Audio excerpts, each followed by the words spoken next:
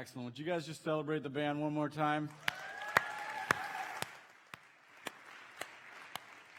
I told you last week we're going to be going back through time. So that was the 60s. We're moving forward from there next week.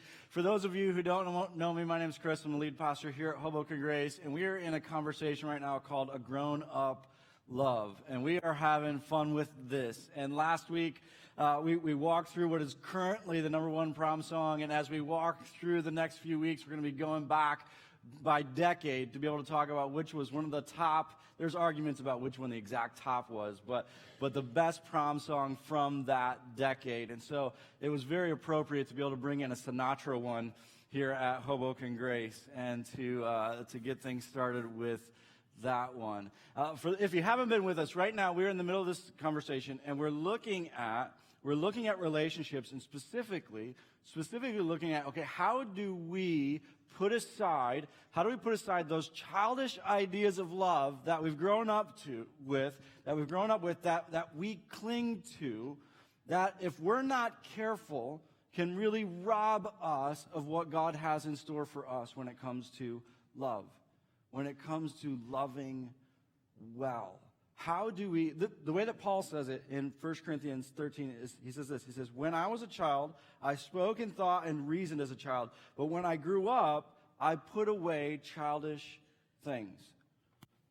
And all of us have them. We have these childish ideas of love. Last week we talked about one of them, and we began with this childish idea that they lived happily ever after because they found one another. If I just find the right relationship, then I'm going to live happily ever after.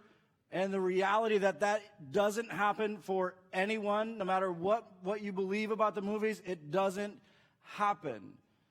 And so we talked about how we have to put that aside. We have to get rid of that childish idea of love and understand that the love that we crave and the love that satisfies us is only found in one place. And that's in Jesus. And we began to put away these childish things. How do we get rid of those things that would rob us of love so that we can experience all that God has for us in it? And that's exactly what 1 Corinthians is doing. As he's walking through this passage in 1 Corinthians 13, he's trying to help them identify their childish ideas, and he's giving them a replacement. And so as we walk through the next couple of weeks, we're just going to break this down. He says, love is patient and kind. Love is not jealous or boastful or proud or rude. It does not demand its own way. It's not irritable, and it keeps no record of being wrong.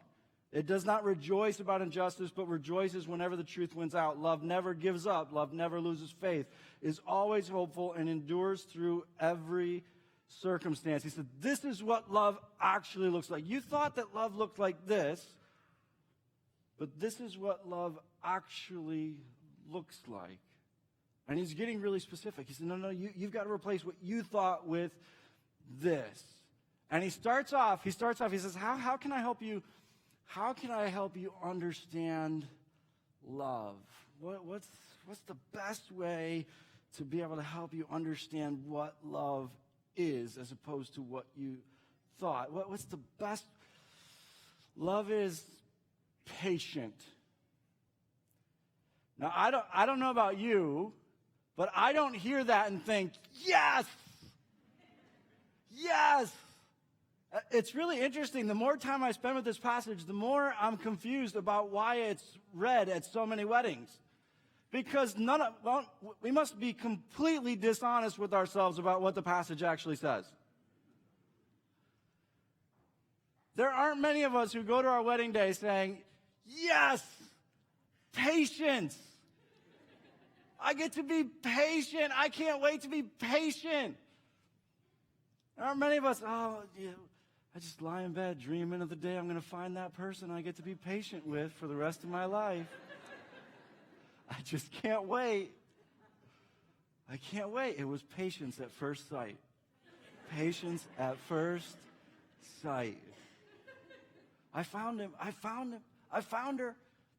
The person I get to be patient with for the rest of my life. It puts a whole different spin on that story of, I knew from the moment I met her that I'd have to be patient with her the rest of my life. I knew from the moment I met her. He says, how do I help you understand? How do I help you understand what love is? Love is patient. No, Paul. Love isn't patient. Love is when you find someone who's so good, you never have to be patient with them again. That's what love is. Love is when you meet that person who's so good and so perfect, and they see life the way that you see life, and you're moving in the same direction, that you never really have to be patient again. See, our childish idea of love is this: I love you because I don't have to be patient with you. And we love people we don't have to be patient with. I hate people I have to be patient with. I have to be patient with my enemies or people who annoy me. Love is supposed to be where we don't have to be patient anymore. He says, no, you've got to get rid of that childish idea of love. And he doesn't put it at the end of the list. He puts it at the beginning of the list. Which shouldn't surprise you if you've ever been in a relationship before. But we continue to hold on to this childish idea that love, true love, great love, would be an absence of patience, or an absence for the need for patience. He says, no. Love at its core is patient. It's patient. But how do you become patient? Have you ever tried it? A lot of you have been told you need to be more patient.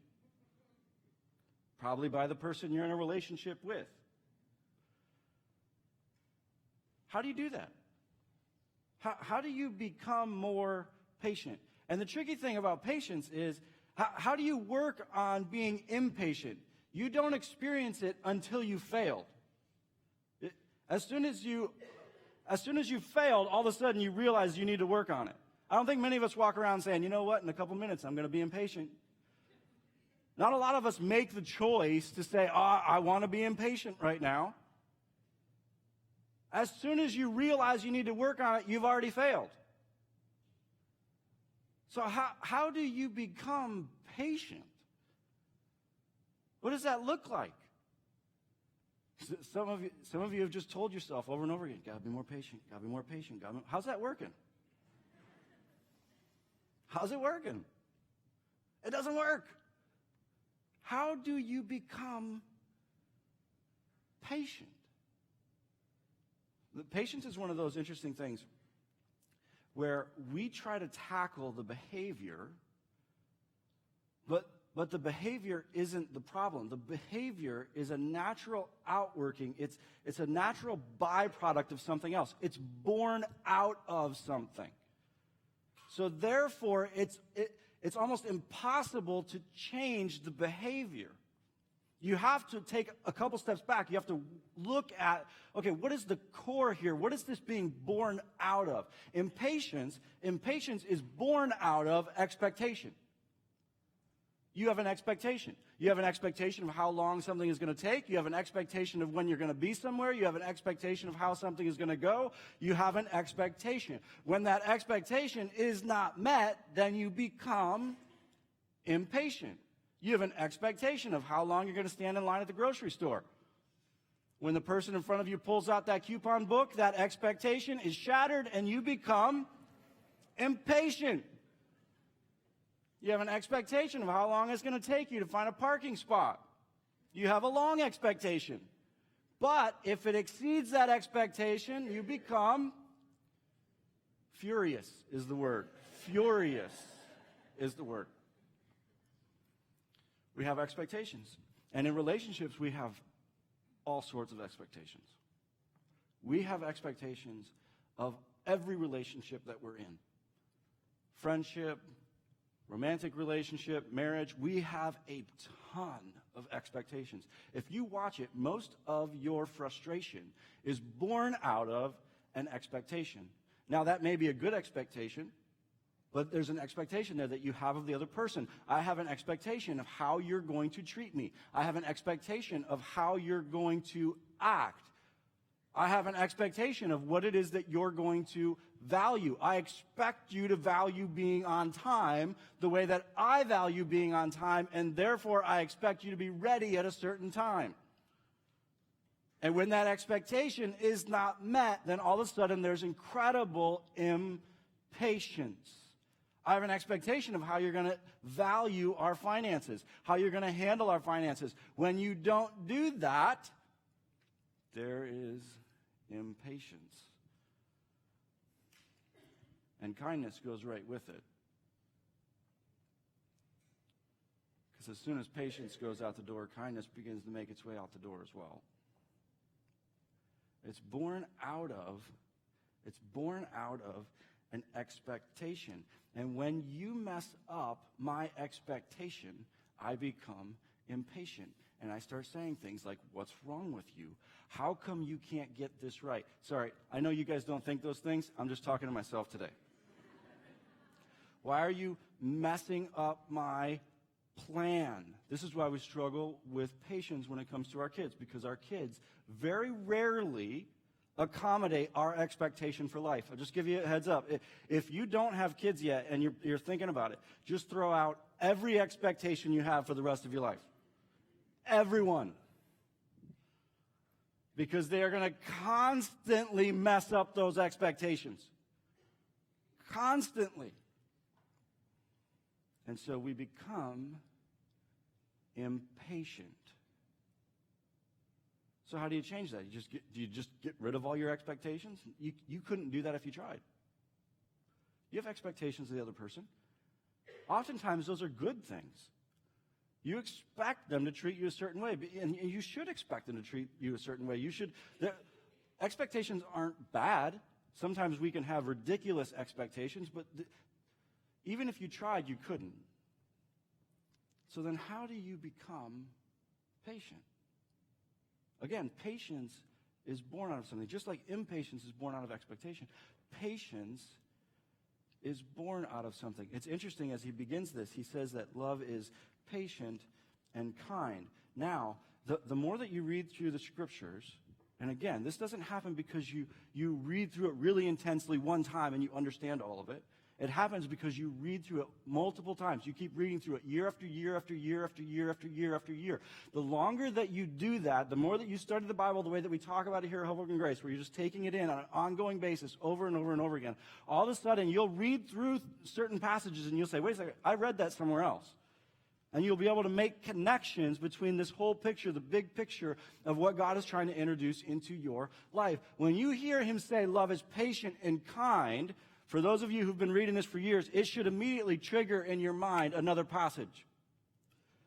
Because there's another really famous passage where Paul says, listen, there's something that's patient and kind. Let me take you to it. It's found in the book of Galatians, Galatians chapter 5. Galatians chapter 5, we're hearing, and the scriptures are explaining to us what the fruit of the Spirit are. Listen to what it says. It says, but the Holy Spirit produces this kind of fruit in our lives. Love, joy, peace, patience, kindness, goodness, faithfulness, gentleness, and self-control. Do you think it's a mistake that he listed both of them in the exact same order? No. And this is very intriguing because he comes to us, he says, how can I help you understand what love is? Love is patient and kind, which immediately should draw our attention back to Galatians chapter 5. The fruit of the Spirit is patience and kindness. You see, patience is born out of something. And sometimes we'll come to Galatians chapter 5, and I've heard people teach Galatians chapter 5 this way, where it walks through the fruit of the Spirit and says, okay, the fruit of the Spirit is love, joy, peace, patience, kindness, goodness. You need to work on that. Go produce that in your life. I've heard people say that. And you walk out of that conversation completely overwhelmed because you're saying to yourself, how in the world do I work on those things? That's not actually the message of Galatians 5. Galatians 5 isn't coming to you and saying, you need to love, you need to be joyful, that's not what he's saying. He's saying, this is the fruit of God's Spirit in your life. In other words, this is the natural byproduct. Again, we're working on the behavior, and God's saying, stop. The behavior is the natural outworking of what's happening inside. The behavior is born out of something.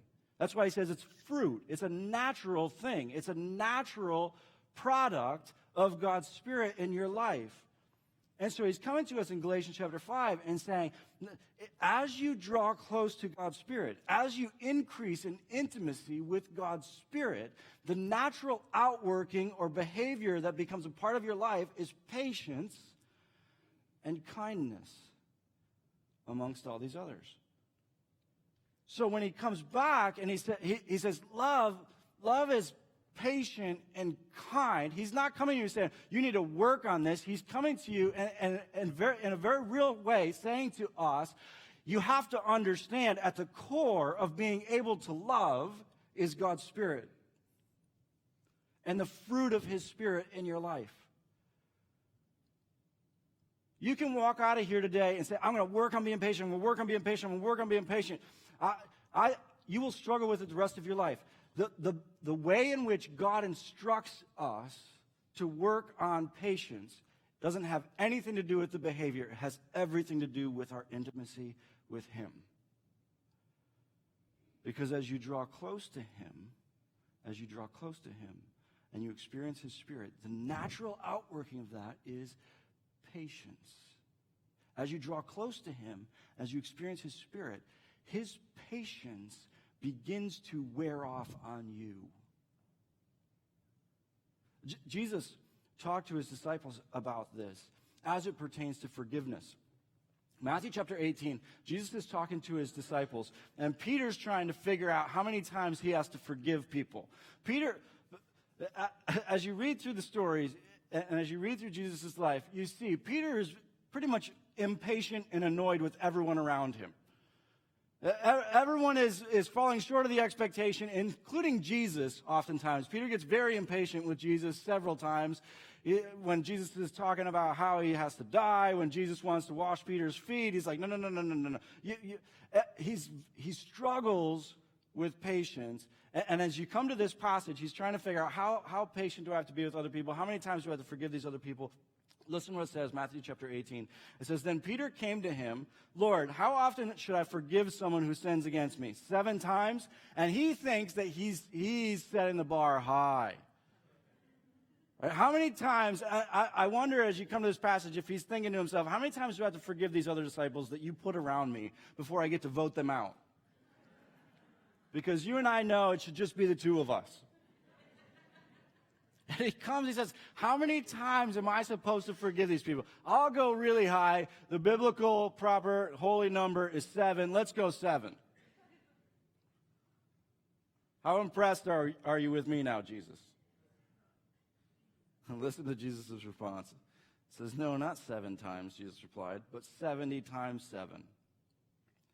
That's not an exact number. Some of you are adding that up. Looking at your spouse saying, you got 2 left. You got, it's just about over.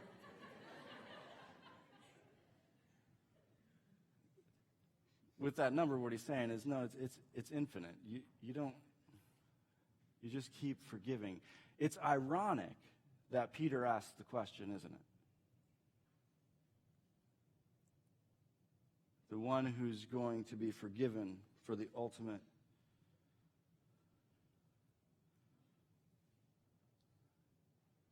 denial of Christ. Jesus says, no. You just keep forgiving. And then he tells this story. Listen to what it says. He says, the kingdom of heaven can be compared to a king who decided to bring his accounts up to date with servants who had borrowed money from him. In the process, one of his debtors was brought in who owed him millions of dollars. He couldn't pay, so his master ordered that he be sold along with his wife, his children, and everything he owned to pay the debt. He's like, he says, no, Peter, it's kind of like this. It's like a master who, someone owes him everything, millions of dollars. Owes him his very life. It's gotten so bad. He says, but the man fell down before his master and begged him, please be patient with me. I will pay it all. Then his master was filled with pity for him, and he released him and forgave his debt. He's like, he owes him his very life, everything. He's so in debt, there's no way he could ever pay it. And the master looks at him and says, okay, I forgive you. He wipes out the debt. He gives him his life back. He said, but when the man left the king, he went to a fellow servant who owed him a few $1,000s. He grabbed him by the throat and demanded instant payment. His fellow servant fell down before him and begged for a little more time. Be patient with me and I will pay it, he pleaded, but his creditor wouldn't wait. He had the man arrested and put in prison until the debt could be paid in full. He said, Peter, you're looking at it the wrong way. He said, the kingdom of heaven is like this. And in a very real way, he's saying to Peter, Peter, you owe me everything. Peter, you understand, you owe me everything. Even your very life.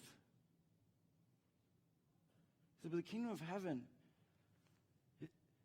it's not a master who demands that the debt be paid. He said, the kingdom of heaven is a master who's forgiven that debt.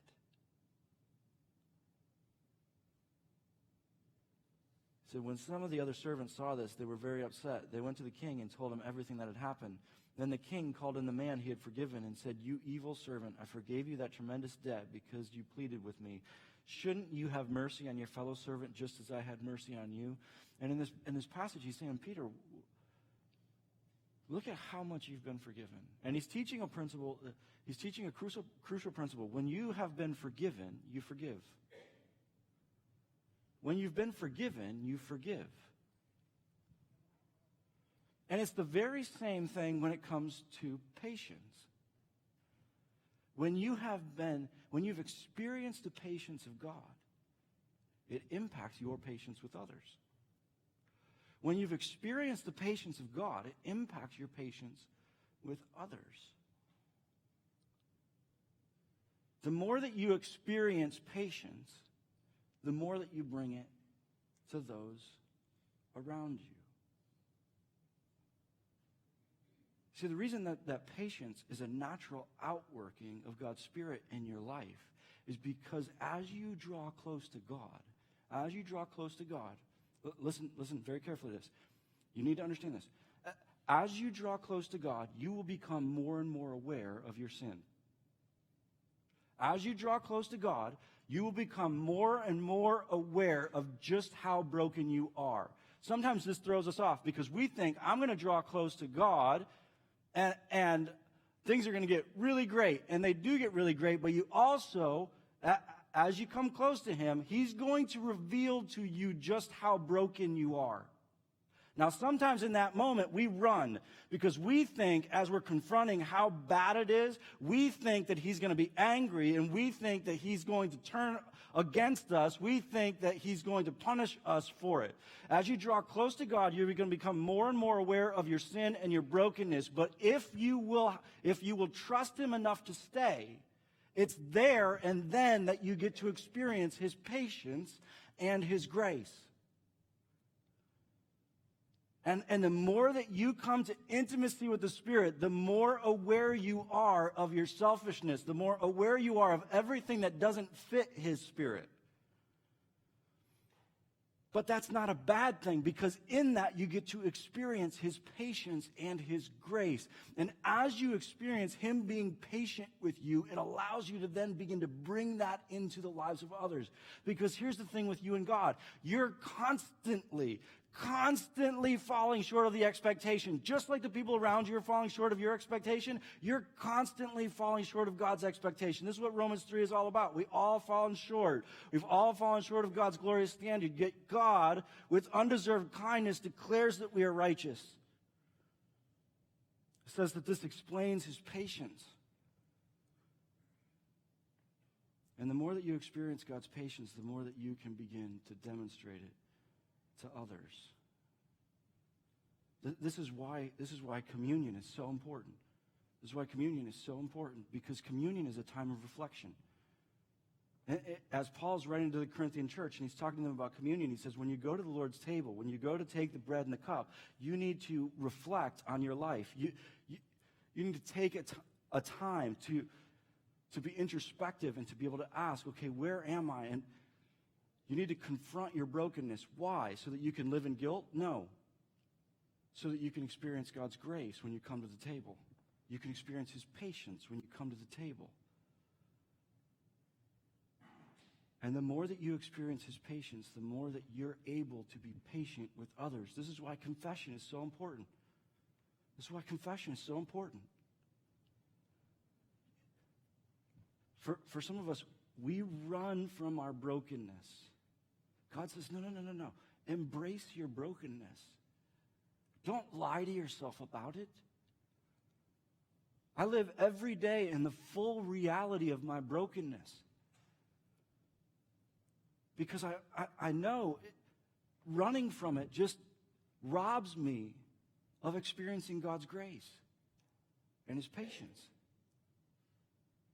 When you're honest with yourself, when you're honest with those around you about your brokenness, it allows you to experience God's grace and patience. But some of you are running from it because you don't trust God that he gave his son to take your place. You don't trust him that he loves you that much. For some of you, you really struggle to be patient with others because you don't believe God's actually patient with you. And you're still living under the weight of trying to impress him or trying to impress the people around you. And as long as you live with that weight, you will struggle with patience. As long as you live with that weight, you will struggle with patience because you're trying to impress him. You're trying to impress others. So when other people mess up your expectations, you have no patience for that.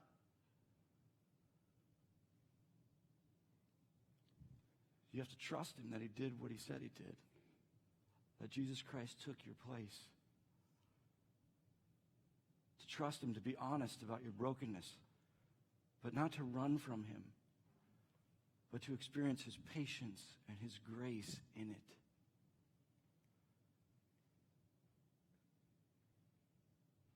As you draw close to his Spirit, as you create space and time for you to be able to experience that patience day after day after day after day, it changes the way you interact with the people around you because you see God in your life valuing you over the expectation. Here's the thing. Listen, it's not bad to have expectations, but it is bad to value the expectation over the person. And that's what happens with impatience. I value the expectation over the person. Jesus stepped in and said, no, I value you over the expectation. You're more valuable to me than the expectation. And as you experience that with him, you can bring it to them. But you have to trust him. That he is as good as he says he is. That Jesus Christ was given in your place so that you could be completely forgiven. So in the midst of your brokenness, you wouldn't have to run from him, but you could run to him.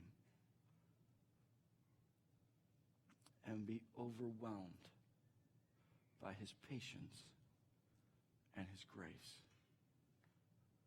As the band comes up, we're going to walk through a couple more songs.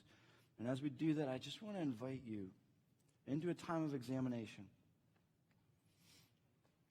Just to be able to engage God in this conversation and to be honest with yourself, to come to him in confession, to be honest with yourself about all the ways this past week that you've fallen short of the expectation.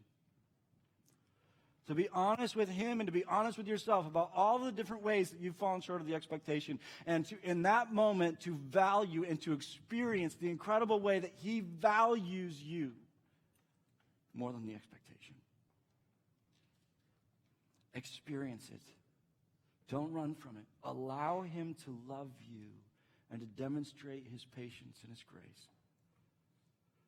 So that as we walk from here today, that we can walk into the lives of those that we love. And we can make the choice that he made to value them over the expectation. to live in the fullness of love, which is not an absence of patience. It's the fullness of love that is patient and kind. Will you pray with me? Father, I pray that today as we talk through this and as we look at what you're teaching us about love, Father, I pray that we would become even more aware of your incredible patience with us. I pray that we wouldn't run from it, but that we would be overwhelmed by it. We wouldn't lie to ourselves about how we've missed the expectation, but that we would actually find that in being honest about it, we experience the fullness of your love. In Jesus' name, amen.